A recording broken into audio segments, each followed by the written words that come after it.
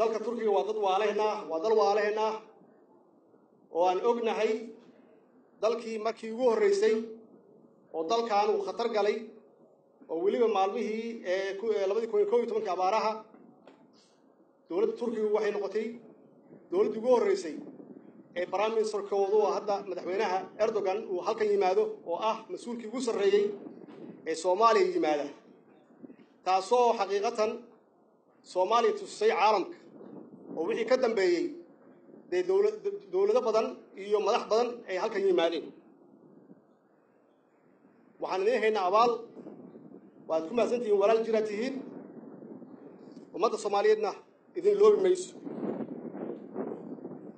waxaan rabaa halkan inaan ka sheego inaan aad iyo aad ugu faraxsanahay inaan ka soo qayb galo xafladan lagu xiraayo tababarkii dufcadii ugu horeysay ee ciidanka halkan lagu tababaray oo hadda aan u jeedo quruxdooda iyo sidoo u habaysan yihiin tababarka ay haystaan ay tahay runtii wax ummadda Soomaaliyeed ee u ay doonaan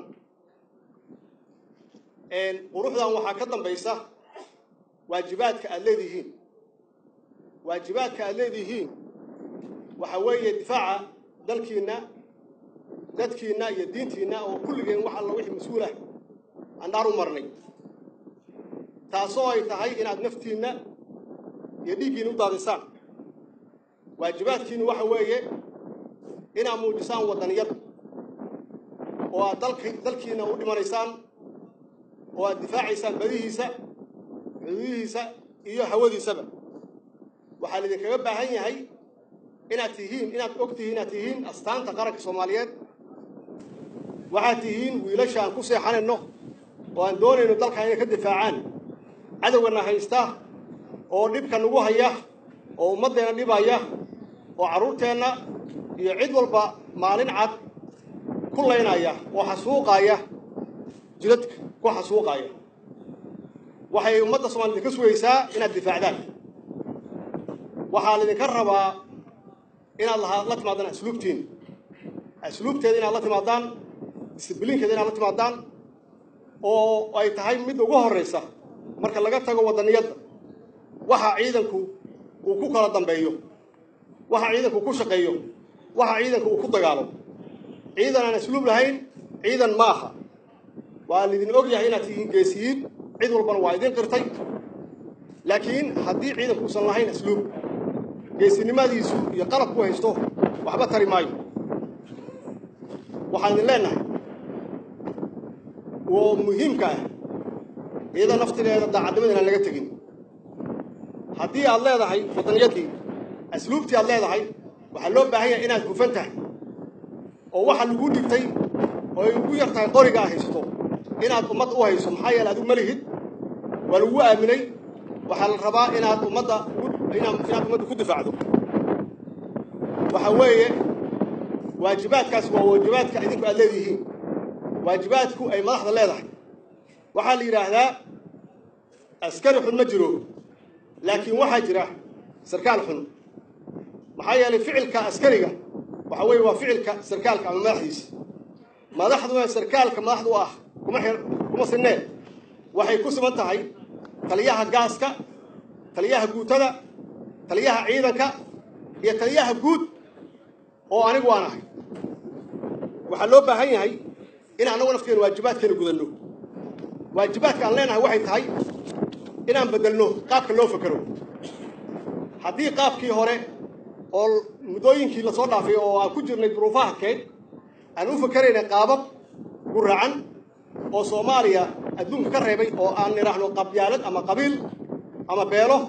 waa inaan u fakarno qaab qarameed inaan u fakarno si aan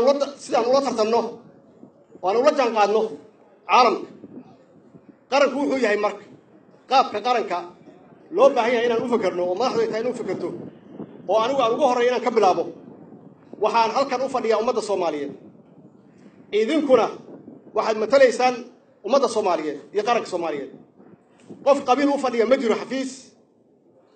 qof qabiil matalaya ma jiro qofka markuu dhaartay oo calankii uu ku xirtay gacanta midigta ama bidixda oo u dhaartay qaranimada Soomaaliyeed qabiil waa ka fogaaday waxaan isku dhex wadi kara maaha marka waxaa loo baahan yahay dadka mas'uuliyiinta ah xil walba ha hayaan in ay waxaan ognahay waddankan maxaan ku rahaa waddankan gaarsiiyey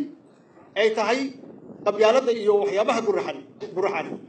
waa in aan u gudubno qaab qaran inaan u gudubno oo qofku uusan u arkin inuu matalayo beeshiisa isu arkin oo uu matalayo ummadda Soomaaliyeed guud ahaan haddaan ku socono qaabkii hore ciidankeena ma dhismaayo waxaan ognahay inuusan ku dhismayn qaab qabiil oo ciidan ku dhismayn saas darteed qof walba mas'uula waa inuu ka fogaado qabyaalad iyo wax kasta oo na kala qaybin kara annagana waxaan u nahay runtii tusaale anigu haddaan xafiiskay ka bilaabo iyo inta ka hooseysa waxaan aaminsanahay askarta iyo meelaha kale inay ku dhaqmaayaan dhaqankaas wanaagsan waxaa loo baahan yahay dhaqankeena inaan ku darno aan ku xoojinno inkastoo aan nahay dad islaana inaan ku dhaqanno islaamka maaha kaliya inaan sheegno islaamku musuqmaasuq ma ogola level kasta ha lahaado ha ugu sarreeya madaxweynaha iyo idinka oo maanta ka qalin jebinaya xafladdan musuqmaasuq waa wax xaaraan ah musuqmaasuq waa wax dowladaha dumiya waana waxa meeshaan lagu hayo hadda annaga oo caalamku noo aaminsan yahay inaan nahay dad xun Soomaali waa dad wanaagsan waa dad qab leh laakiin waxaa loo baahan yahay inaan ku dhaqanno diinteena suuban islaamka ah oo naga xaaraantinimeynaysa qof walba inuu xakameeyo naftiisa oo waxa loogu talagalay maahe wax kale uusan hubguriyeen taasna waxa laga rabaa anaa ugu sarreeya xafiiskayga inuu ka bilowdo iyo intii iga hooseysa fakarka saddexaad loo baahan yahay in la bedelo waxay tahay waddaniyadda oo aad moodo inaan ka hormarino wax walba waddaniyaddu waxa weeye macnaheedu Soomaaliya waa dal xora muddo badan baa madax waxana laga gelinayay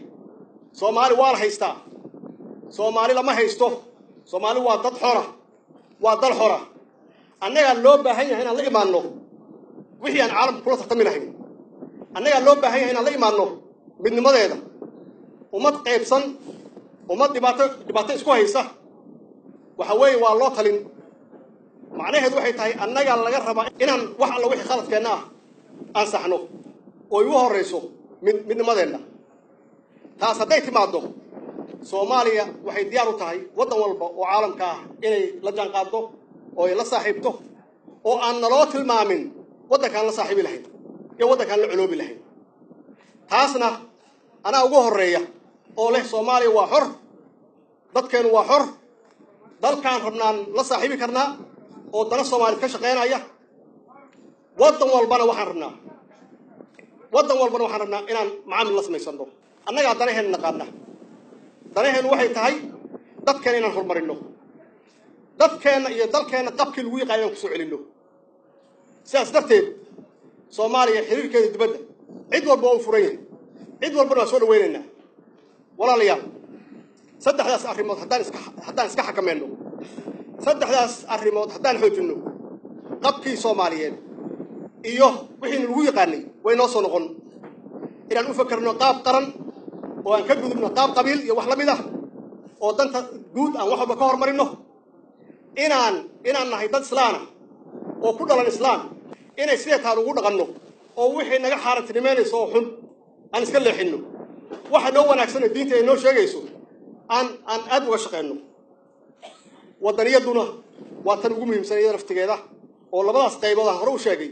ku xigta dadka Soomaaliyeed muddo dheer iyo dhibaato mareen waxaa moodaa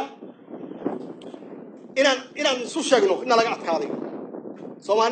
Soomaali lagama adkaanin qabkeenu waa nool yahay dadnimadeenu waa nooshahay inaan ku adkaysano dadnimadeena iyo dalnimadeena idinkaa idinka rabaa inaad qaybtiina iyo waajibaadkiina aad qaadataan annaguna kuween aan qaadanno idinku waajibaadkiina wuxuu yahay inaad difaacdaan dalka iyo dadka iyo diinta Soomaaliya soo saas maaha Soomaaliya inaad difaacdaan dalka iyo diinta iyo dadka annaguna waxaa balan nagu ah inaan adkeenno qarannimadeena waxaa balan nagu ah in Soomaaliya noqoto dal xor ah oo aan xoojino wadaniyadeena. Wasalaamu calaykum waraxmatullaahi wabarakaatu.